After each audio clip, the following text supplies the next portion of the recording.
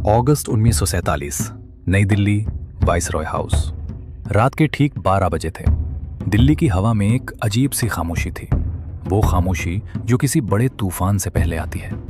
Viceroy house की ऊंची दीवारों के भीतर लॉर्ड माउंटबेटन अपनी कुर्सी पर बैठे एक ऐसे नक्शे को देख रहे थे जिस पर अभी अभी एक लकीर खींची गई थी।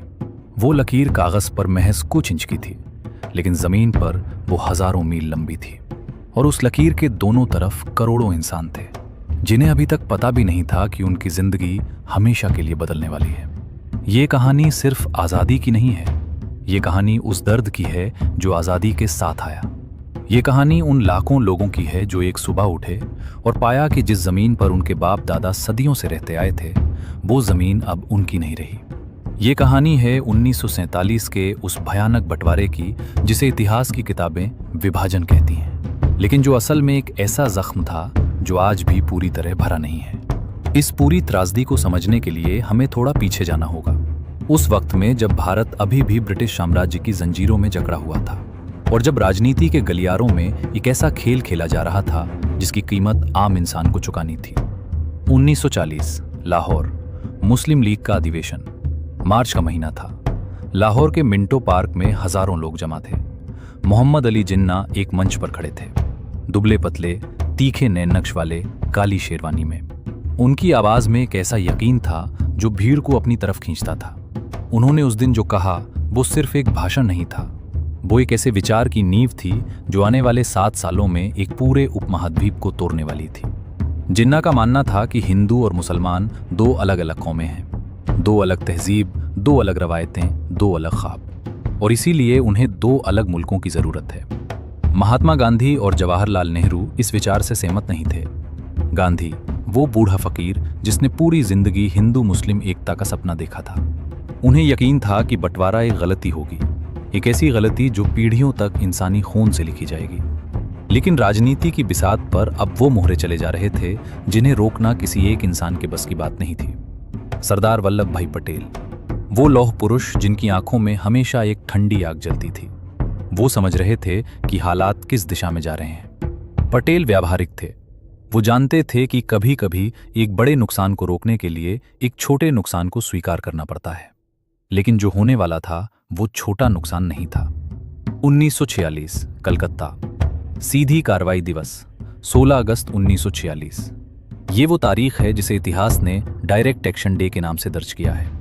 जिन्ना ने मुस्लिम लीग को ये निर्देश दिया था कि अगर अंग्रेज और कांग्रेस पाकिस्तान की मांग नहीं मानते तो मुसलमानों को अपनी ताकत दिखावी होगी। कलकत्ता की सड़कों पर जो हुआ उसे बयान करने के लिए शायद कोई भाषा काफी नहीं है।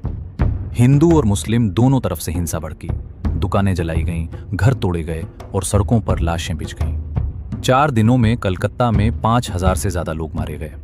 ये सिर्फ एक दंगा नहीं था, ये एक चेतावनी थी, एक ऐसी चेतावनी जो बता रही थी कि अगर बंटवारा नहीं हुआ तो पूरा हिंदुस्तान इसी आग में जल जाएगा। लंदन में बैठी ब्रिटिश सरकार परेशान थी। दूसरा विश्व युद्ध खत्म हो चुका था और ब्रिटेन खुद तबाह हो चुका था। भारत को संभालने की न उनमें ताकत थी न इच्छा शक्ति। प्रधानमंत्री क्लेमेंट एटली ने फैसला किया कि भारत को जितनी जल्दी हो सके आजाद कर दिया जाए, और इस काम के लिए उन्होंने चुना लॉर्ड लुई माउंटबेटन को। माउंटबेटन ने एक बात साफ देखी, अगर जल्दी फैसला नहीं किया गया तो भारत एक बड़े गृह युद्ध में डूब जाएगा, और इसीलिए उन्होंने वो फैसला किया जो इतिहास का सबसे विवादित फैसला बन गया। बंटवारे की तारीख को जून 1948 से खींचकर अगस्त 1947 कर दिया, यानी सिर्फ कुछ महीनों में एक पूरे उपमहाद्वीप को 2 टुकड़ों में बांटना था। जून 1947, रेडक्लिफ और वो लकीर। सर सिरिल रेडक्लिफ एक ब्रिटिश वकील थे। उन्होंने इससे पहले कभी भारत नहीं देखा था, न पंजाब की मिट्टी को जाना था, न बंगाल की नदियों को। लेकिन माउंटबेटन ने उन्हें एक ऐसा काम सौंपा जो किसी इंसान के लिए करना असंभव था। 5 हफ्तों में पूरे हिंदुस्तान को 2 हिस्सों में बांटने वाली सरहद खींचो। रेडक्लिफ दिल्ली आए, उन्हें पुराने नक्शे दिए गए, जनगणना के आंकड़े दिए गए, लेकिन जो काम उनसे मांगा जा रहा था वो कोई गणितीय समस्या नहीं थी, वो एक ऐसी पहेली थी जिसका कोई सही जवाब था ही नहीं। पंजाब में हिंदू, मुस्लिम और सिख तीनों एक दूसरे के गांव में घुले मिले रहते थे, कोई साफ लकीर नहीं थी। रेडक्लिफ ने 5 हफ्तों तक नक्शों पर काम किया और एक लकीर खींच दी। उस लकीर को रेडक्लिफ लाइन कहा गया। और उस लकीर ने, उस कागज पर खींची गई एक साधारण रेखा ने लाखों इंसानों की जिंदगियां तबाह कर दी। बाद में रेडक्लिफ ने खुद कहा था कि उन्हें खुशी है कि वो भारत छोड़ रहे हैं और दोबारा कभी नहीं लौटेंगे। उन्होंने अपनी फीस लेने से भी इनकार कर दिया। शायद उनके मन में भी ये बात थी कि जो उन्होंने किया उसकी कीमत पैसों में नहीं चुकाई जा सकती। 14 से 15 अगस्त 1947 आज़ादी की वो रात, 14 अगस्त की आधी रात को पाकिस्तान का जन्म हुआ। कराची में जिन्ना ने पाकिस्तान के पहले गवर्नर जनरल की शपथ ली और 15 अगस्त की सुबह भारत आज़ाद हुआ। दिल्ली के लाल किले पर तिरंगा लहराया। नेहरू ने अपना वो ऐतिहासिक भाषण दिया जिसे आज भी याद किया जाता है, ट्रिस्ट विद डेस्टिनी। लेकिन जब दिल्ली में जश्न मनाया जा रहा था, जब लाखों लोग खुशी से नाच गा रहे थे, उसी वक्त पंजाब और बंगाल की सड़कों पर एक अलग ही इतिहास लिखा जा रहा था। एक ऐसा इतिहास जिसे कोई जश्न नहीं था, कोई रोशनी नहीं थी, सिर्फ आग थी, खून था और रोने की आवाजें थीं। अगस्त से सितंबर 1947 पंजाब, वो जो किसी ने नहीं सोचा था पंजाब, वो धरती जहां 5 दरियाओं का पानी बहता था, जहां गेहूं के खेत सोने की तरह लहलहाते थे, जहां हिंदू, मुस्लिम और सिख सदियों से एक दूसरे के यहां रोटी खाते आए थे, वो पंजाब अचानक एक कत्लगाह में बदल गया। रामलाल, एक साधारण हिंदू किसान, लायलपुर में रहता था। उसके घर के बगल में उसके बचपन के दोस्त करीम का घर था। दोनों के बच्चे साथ खेलते थे, दोनों के घरों में त्योहार साथ मनाए जाते थे।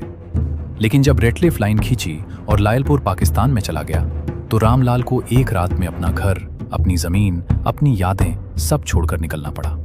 करीम भी भारत में अपना घर छोड़कर पाकिस्तान की तरफ निकल पड़ा। दोनों ने एक दूसरे की तरफ देखा और दोनों की आंखों में आंसू थे। उन्हें नहीं पता था कि वो एक दूसरे को आखिरी बार देख रहे हैं। पंजाब की सड़कों पर उस वक्त जो हुआ, वो इंसानी इतिहास के सबसे काले अध्यायों में से एक है। लाखों लोग एक तरफ से दूसरी तरफ जा रहे थे।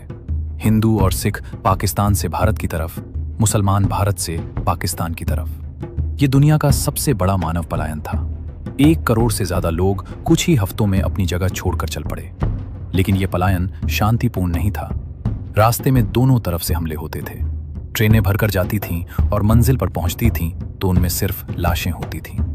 बसों को बीच रास्ते रोककर लोगों को उतारकर मार दिया जाता था। कुएं लाशों से भर जाते थे। औरतों के साथ जो होता था वो बताने के लिए कोई भाषा काफी नहीं है। हजारों औरतों को अगवा किया गया, उनके साथ अत्याचार किए गए। कुछ परिवारों ने अपनी बेटियों को खुद मार दिया ताकि वो दुश्मनों के हाथ न लगे। इतिहासकार अनुमान लगाते हैं कि बंटवारे में 2 लाख से 10 लाख तक लोग मारे गए। कोई सटीक संख्या नहीं है, क्योंकि उस वक्त कोई गिन नहीं रहा था। सब बस मर रहे थे और मार रहे थे। गांधी, उस वक्त का सबसे अकेला इंसान। जब पूरा देश आजादी का जश्न मना रहा था, महात्मा गांधी कलकत्ता में थे।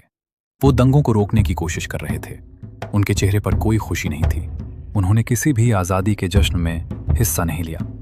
जो आजादी उन्होंने पूरी जिंदगी चाही थी, वो आजादी जब आई तो उसके साथ इतना खून आया कि गांधी उसे देख नहीं सकते थे। गांधी ने अनशन किया, पहले कलकत्ता में, फिर दिल्ली में। उनका अनशन दोनों जगह काम आया। दंगे कुछ हद तक रुके, लेकिन जो हो चुका था उसे कोई वापस नहीं ला सकता था। गांधी जानते थे कि बंटवारा एक ऐसा जख्म है जो भरेगा नहीं। उन्होंने एक बार कहा था कि वो 100 साल जीना चाहते थे, लेकिन अब वो जीना नहीं चाहते। 30 जनवरी 1948 को बिरला हाउस में नाथूराम गोडसे ने गांधी को गोली मार दी। उस आदमी को जिसने पूरी जिंदगी अहिंसा का रास्ता अपनाया, उसे हिंसा ने ही खत्म किया। गांधी की मृत्यु के साथ उस पुराने हिंदुस्तान का एक हिस्सा भी खत्म हो गया। वो हिस्सा जो मानता था कि हिंदू और मुसलमान एक साथ रह सकते हैं। कश्मीर, वो जख्म जो आज भी हरा है। बंटवारे की कहानी कश्मीर के बिना अधूरी है। जब भारत और पाकिस्तान आज़ाद हुए तो देशी रियासतों को यह विकल्प दिया गया था कि वो भारत या पाकिस्तान में से किसी एक में शामिल हो जाएं। कश्मीर के महाराजा हरी सिंह हिंदू थे, लेकिन उनकी प्रजा में मुसलमान ज्यादा थे। हरी सिंह फैसला नहीं कर पा रहे थे। अक्टूबर 1947 में पाकिस्तान ने कबायली लड़ाकों को कश्मीर में भेजा। श्रीनगर तक पहुंचने की कोशिश की गई। घबराए हरी सिंह ने भारत से मदद मांगी और बदले में कश्मीर का भारत में विलय स्वीकार किया। भारतीय सेना श्रीनगर पहुंची और कबायली लड़ाकों को रोका, लेकिन तब तक कश्मीर का एक हिस्सा पाकिस्तान के कब्जे में जा चुका था। नेहरू ने यह मामला संयुक्त राष्ट्र में ले जाने का फैसला किया, जो बाद में सरदार पटेल की नज़र में एक बड़ी गलती थी। पटेल चाहते थे कि सेना पूरा कश्मीर वापस ले ले, लेकिन नेहरू अंतर्राष्ट्रीय दबाव में आ गए और युद्ध विराम हो गया। वो लकीर जो उस युद्ध विराम के साथ खींची, लाइन ऑफ कंट्रोल, वो आज भी है। और कश्मीर आज भी उस पुराने जख्म की याद दिलाता है। बंगाल, दूसरी तरफ का दर्द पंजाब की तरह बंगाल का भी बंटवारा हुआ। पश्चिम बंगाल भारत में रहा और पूर्वी बंगाल पाकिस्तान में, जो बाद में 1971 में बांग्लादेश बना। बंगाल का बंटवारा उतना खूनी नहीं था जितना पंजाब का, लेकिन वहां का दर्द कम नहीं था। ढाका और चटगांव से हिंदू परिवार निकले, कोलकाता और उसके आसपास से मुस्लिम परिवार पूर्वी बंगाल की तरफ गए। एक पूरी संस्कृति, एक पूरी भाषा, एक पूरी पहचान दो हिस्सों में बट गई। बंगाली लोग जो हमेशा से अपनी भाषा और संस्कृति के नाम पर एक थे, वो एक सियासी लकीर की वजह से दो देशों के नागरिक बन गए। शरणार्थी, वो लोग जो कहीं के नहीं रहे बंटवारे के बाद। दिल्ली, अमृतसर, लुधियाना, लाहौर, ढाका, हर जगह शरणार्थी शिविर लग गए। लाखों लोग जो अपना सब कुछ छोड़कर आए थे, उनके पास न घर था, न खाना, न कपड़ा। भारत सरकार के पास इतने संसाधन नहीं थे कि सबकी मदद कर सके। रामलाल जैसे लोग जो लायलपुर से आए थे, उन्होंने दिल्ली के किसी पुराने स्कूल में पनाह ली। वो जो घर छोड़कर आए थे, उसमें कभी आम का पेड़ था, कुआं था, पशु थे, खेत थे। अब उनके पास एक टूटा हुआ सूटकेस था और आंखों में वो यादें जो जिंदगी भर नहीं जाएंगी। और पाकिस्तान की तरफ जो करीम जैसे लोग गए, उनका हाल भी अलग नहीं था। लाहौर और कराची में जो हिंदुओं के मकान थे, उनमें मुस्लिम शरणार्थी आ गए, और भारत में जो मुसलमानों के मकान थे, उनमें हिंदू शरणार्थी आ गए। एक इंसान की तकलीफ दूसरे इंसान की तकलीफ से मिलती थी, लेकिन इस तकलीफ में कोई सांत्वना नहीं थी। वो आंकड़े जो सिर्फ संख्याएं नहीं हैं, इतिहास की किताबें कहती हैं, 1,40,00,000 लोग विस्थापित हुए, 2 लाख से 10 लाख मारे गए, 75,000 से 1 लाख औरतों के साथ अत्याचार हुए। लेकिन ये सिर्फ संख्याएं नहीं हैं, हर संख्या के पीछे एक इंसान था। एक माँ थी जिसने अपने बच्चे को खोया, एक बाप था जो अपनी बेटी को बचा नहीं सका, एक बच्चा था जो अपने माँ बाप का हाथ भीड़ में छूट जाने के बाद कभी नहीं मिला। ये वो दर्द है जो दस्तावेजों में दर्ज नहीं होता, ये वो घाव है जो पीढ़ियों तक चलता है। आज भी भारत और पाकिस्तान में लाखों परिवार हैं जिनके दादा नाना ने 1947 में कुछ खोया था, और वो खोना उनके खून में, उनकी यादों में, उनके सपनों में आज भी जिंदा है। माउंटबेटन की जल्दबाजी, एक सवाल जो आज भी है। इतिहासकार आज भी बहस करते हैं, क्या बंटवारा जरूरी था?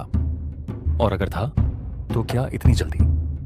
माउंटबेटन ने जून 1948 की तारीख को खींचकर अगस्त 1947 कर दिया, सिर्फ 10 महीने में। इस जल्दबाजी की वजह से प्रशासनिक तैयारी नहीं हो सकी, सेना को ठीक से तैनात नहीं किया जा सका, और यही जल्दबाजी लाखों लोगों की मौत का एक बड़ा कारण बनी। कुछ इतिहासकारों का मानना है कि माउंटबेटन ने नेहरू के साथ अपनी व्यक्तिगत नजदीकी की वजह से कुछ ऐसे फैसले लिए जो निष्पक्ष नहीं थे।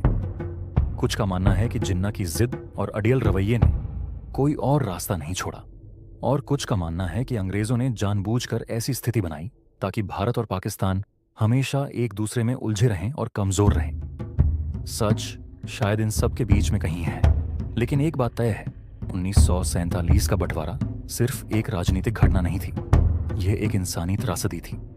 एक ऐसी त्रासदी जो इतिहास में बार बार हमें याद दिलाती है कि जब राजनीति इंसानियत से बड़ी हो जाती है तो क्या होता है। आज 75 साल बाद आज भारत और पाकिस्तान दो परमाणु शक्तियां हैं। दोनों के बीच 3 बड़े युद्ध हो चुके हैं। कश्मीर का मुद्दा अभी भी अनसुलझा है। दोनों देशों के बीच सीधी ट्रेन और बस सेवाएं बंद हैं। एक दूसरे के वीजे मिलना आसान नहीं। 2 देश जो एक ही जमीन से उठे, जिनकी भाषा एक थी, खाना एक था, संगीत एक था, वो आज एक दूसरे के दुश्मन माने जाते हैं। लेकिन दोनों तरफ के आम लोगों से पूछो, वो लोग जिनके पुरखों ने 1947 में अपने घर छोड़े थे, तो उनकी आंखों में आज भी एक कैसी तड़प है। उन्हें पता है कि जो लकीर उनके बीच खींची है वो उनकी खींची हुई नहीं थी। उन्हें पता है कि उनके और उस पार के लोगों के बीच दुश्मनी से ज्यादा साझेदारी है। रामलाल के पोते आज दिल्ली में रहते हैं, करीम के पोते लाहौर में। दोनों को शायद एक दूसरे का नाम भी नहीं पता, लेकिन दोनों के दादाओं ने एक ही कुएं का पानी पिया था, एक ही आसमान के नीचे सोए थे, एक ही दिन एक दूसरे की आंखों में झांक कर रोए थे। वो लकीर आज भी है, लेकिन उस लकीर के दोनों तरफ एक ही दर्द बसता है, एक ऐसा दर्द जो कभी पूरी तरह नहीं जाएगा, क्योंकि कुछ जख्म इतने गहरे होते हैं कि वो हड्डियों में उतर जाते हैं और फिर पीढ़ी दर पीढ़ी चलते रहते हैं, बिना किसी को बताए, बिना किसी से पूछे। यही है 1947 की कहानी। यही है उस बंटवारे की हकीकत।